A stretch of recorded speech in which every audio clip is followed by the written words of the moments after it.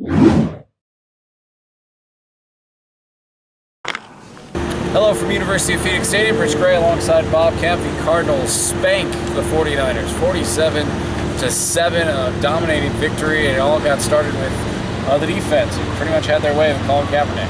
Definitely a couple pick sixes, and a lot of us have wondered about James Betcher, and he did a lot of 7 defensive backs, and I think that completely confused Kaepernick. I completely threw the San Francisco passing game, including the receivers, out of whack.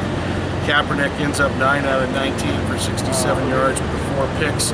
He had played 6 games against the Cardinals before today and thrown a total of 1 pick. So obviously a little bit different result for the Cardinals this time around.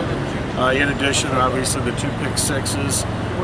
Bethel was out there with as the extra defensive back in place of Clemens, who some of us wondered why he was out there to begin with early in the season. So that obviously worked out well. After the game, Tyrann Mathieu talked about how the Niners have simplified their passing attack, and he basically said it's really easy to figure out without almost exactly saying that. And so throw that together, and the fact that I don't watch every game, contrary to popular belief, but I cannot imagine there's a defensive lineman that's had 3 better games than Calais Campbell. He's been totally dominant. The Mathieu interception, they ought to just change it. Nothing against Mathieu, but that was the easiest pitch and catch of all time. That was completely a Campbell thing. He was double teamed and still got to Kaepernick and made him throw it off the back foot. It was an easy pick 6 right there. Offensively, the Cardinals ran the ball very well and were able to move the ball through the air. Carson Palmer talked about his 1 interception. He harped on it, and of course, he's a perfectionionist. He's going to be talking. Well, that was a bad play. But it was a very bad play. It was a bad play. It was a bad play. But still, he did get rushed. He actually, first thing, the one thing that goes wrong, we might as well talk about. He's accountable for that guy because they just didn't have enough guys to block. Yeah. 6 rushing and five guys blocking, and he's in charge of the guy on the left, and he kind of bailed and threw it up for grabs. But other than that, and actually, I didn't think he had his sharpest day, and he still threw for over 300 yards. Right. There were a few passes that we haven't seen that much of since the start of training camp. But still, obviously, things worked out. Fitz is the man again for a second straight day with 9 catches, 131 yards. And I had, for the first time in a training camp practice, that phony preseason game against Denver at the end of the year, or the first 2 games, that was the first time I've really seen anything out of Chris Johnson. He made guys miss at the line of scrimmage for the first time. He had an opportunity to go out of bounds twice where a lot of backs would have gone out of bounds, and he got about 5 to 10 extra yards the first time and 30 extra yards the second time with the 1 pass play. And he showed me something for the first time. I thought he was very much in danger of maybe not getting cut, but being the 3rd running back as early as next week when Ellington's supposed to be. So now they've got some good choices that they have to decide upon. And Bruce Arians said hopefully that Ellington would be back next week against the Rams. Cardinals 3-0. Let's backtrack one more thing. Bobby Massey was the starter at right tackle. We kind of wondered about how that's going to work out. He had a couple rough moments against some speed rushes.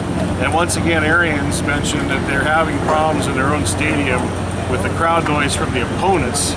And Valdir had the 2 false starts in a 1 drive.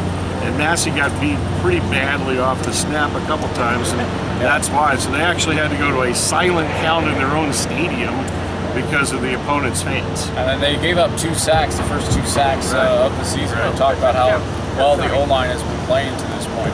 But any other items that you wanted to touch on? Well, he still had 7 plays, 20 yards or more. That's certainly good. And no Mike Upati, as it turns out. He wasn't quite ready to go. Ellington, I don't think anybody really expected him to play this week. So 3-0. They still need to win next week because of the way we talked about the schedule since the moment it came out, with 3 of the first 4 games at home and 2 of your 3 home division games right off the bat. Yeah. So they need to take advantage. The Rams, I'm not sure what happened in that game today. I thought that was actually going to be a high-scoring game. I know Ben got hurt, but we'll check that out and see what's up with the Rams. But still a very important game because after next Sunday, they're only here 2 of the next 9 weeks before they have that backloaded home schedule. So So we'll have plenty in the Sports Zone and the Blitz tomorrow on NBC Sports Radio AM 1060. Did ASU and U of A play this weekend? I was going to ignore that for the video. I was going to leave that alone. Save it for Did either of them play? Well, here's pipeline question tomorrow. Which one was most embarrassed? So think that over for a few hours, folks, and give it us tomorrow. Yeah, that was pretty pathetic.